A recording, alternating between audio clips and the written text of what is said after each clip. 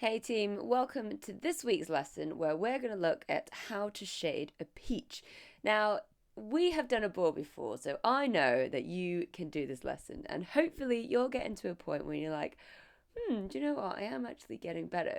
So we don't need to worry too much about drawing fur because it's insinuated with what it is. So grab your pencils and let's get started on this week's peach. So we're going to start off with a rough circle. Now remember, this is nature, it's not perfect, and if your circle ain't perfect, don't you worry. You want to try and add a wedge of a peach next to that. So imagine you're drawing the letter D and then you have an extra edge just on the bottom there. So try and get that tilted on its side. Imagine an axis that's pointing towards, say, 1:30 on a clock, and that's really going to help you with your wedge. So the next step is to kind of define it a little bit clearer. So I've just gone along that wedged edge. Oh, that's a real tongue twister. And now I'm just looking at inside the peach. So I'm wanting to find the core, and then I'm looking at where the yellow is meeting the peachy color. And you can see I'm doing that around the middle there as well. So that's kind of where the purple reaches it. It looks a little bit like a Christmas pudding and someone's put a thumb in it. So if that's what yours looks like, then congratulations, we've both nailed it.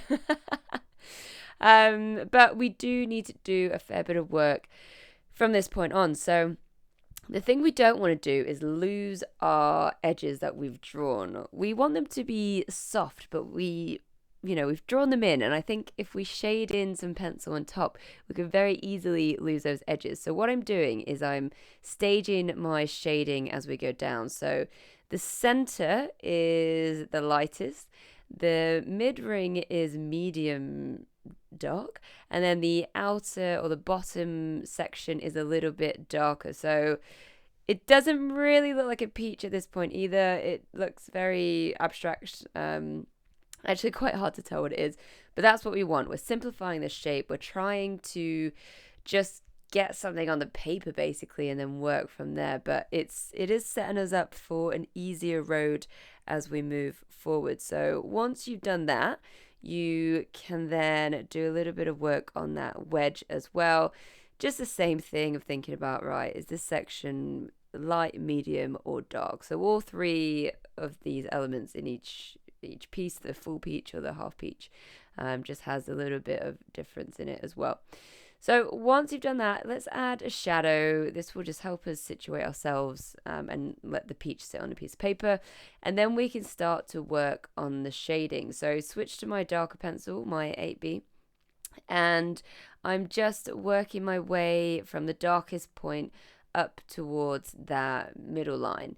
The darkest area will help to show that it's curving, and I think I'm actually jumping ahead a little bit. I'm like, ooh, let's just add a bit of detail, but you just won't see it. The thing is, I'm trying to build up my shade layer by layer, so if I'm starting to put loads of detail in now, it's going to disappear very soon. So what I end up doing is just pushing it darker than I think, so that I can kind of be honest with myself and honest with the shade as well, and make sure I'm going dark enough. And also, this darker pencil does help to add a little bit of a furry texture to the peach without having to actually do anything. So make sure you're using the edge and not the tip of your pencil. That will help with the texture. And just make sure you're darkest where it touches the wedge, and it is getting lighter as it heads towards the middle.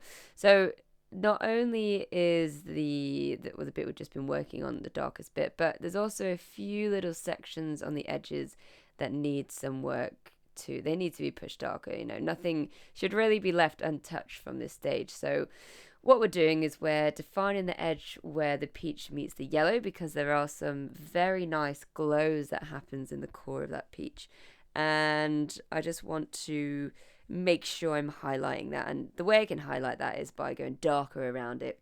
It's a nice little trick that we use in the drawing industry to make something look lighter. We actually make everything around it look darker because it's actually much harder to make things look lighter by using a rubber. So actually what we should do is make everything else darker. So it's starting to come together, and on the wedge, you'll notice that there's a gradient from the skin towards the center. So just kind of roughly put that in. It's not very nice, but I'm marking it out, and I'm going to go back into it very, very shortly. And I decided to introduce the 2H a little bit earlier than what I usually would do, but actually it's quite nice to see the shades kind of tie themselves together a little bit. And I'm actually able to add more texture with this pencil because it's a little bit harder, so I can really get into the places I want to go. And also it will help bring the texture and the shading underneath together. So by all means, if you're not ready for the 2H yet, you can wait till the end because that's what we have been practicing. But you could also give it a go and see if that can help soften your edges. And you can see on mine quite clearly that it's softening the edge between one shade to another really, really nicely. So it is a great pencil for doing that. So you want to keep looking at your reference picture and looking at where things are gradients, especially when it comes into the center and the core of that peach, because it's not one flat level of yellow. It's actually, a few gradients heading down into the crevice. So trying to get that in is quite important for the fold of this fruit. So you want to keep working on this drawing, and hopefully it's going to come together. Now, just notice on the outer edge of the peach, it is darker as if it's an outline, but it's not like a solid outline. It's just a little bit darker on the outside, and it comes lighter as we move in. So make sure you're doing that as it is a bit of a ball. It's very much a ball, actually. So we like we like doing those in this class. The other thing is they just kind of appear in every bloody drawing that you do. So being able to nail drawing a ball will help massively with this drawing. Okay, so let's do a little bit more work on that wedge. So I'm trying to get a little gradient from the skin to the center, but just notice I'm not going all the way into the center. I'm leaving the first layer of pencil to shine through, so it looks like it's a little bit lighter, and then I'm just redefining the edges. So this one is a nice little lesson, and of course adding a shadow really situates it and makes it look like it's on a table and you've done this beautiful still life. So well done, and do feel free to share your work. I'd love to see it. And I will see you next week for the next lesson. All right, folks, have a good week.